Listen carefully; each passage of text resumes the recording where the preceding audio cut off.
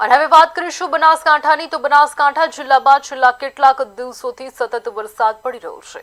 ધાનેરા તાલુકામાં ભારે વરસાદના કારણે રેલ નદીમાં નવા નીર આવ્યા છે। નદી હાલમાં બે કાંઠે વહી રહી છે।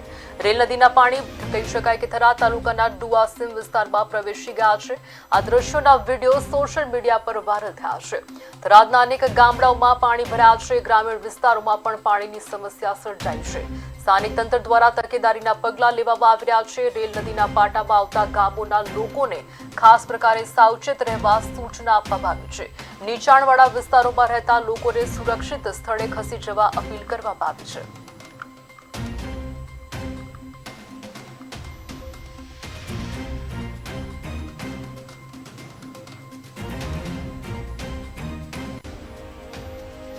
આવે છે ખેડૂતોને અને પશુપાલકોને નમ્ર વિનંતી કે નીચાણવાળા ભાગમાં તમારું કંઈ જાનમાલનું કંઈ નુકસાન થાય એવું હોય તો એને ઉપર ખસેડી લેવા માટે વિનંતી છે।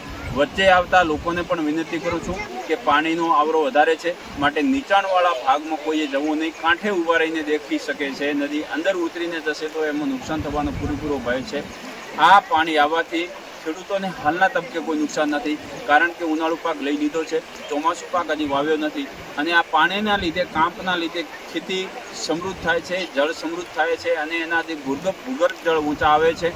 ખેતરમાં કાંપ પણ પથરાય છે। હાલના તબક્કે ખેડૂતોને કોઈ નુકસાન નથી, પણ સરકારી જે જાહેરાત આવી છે એ પ્રમાણે નદીના જે નીચાણવાળા ભાગમાં છે ન જવા માટે આપ સૌને વિનંતી કરવામાં આવે છે અને આગામી સમયમાં 12 કલાક સુધી નદી આવી રીતે વહેશે એવી પણ શક્યતાઓ રહેલી છે।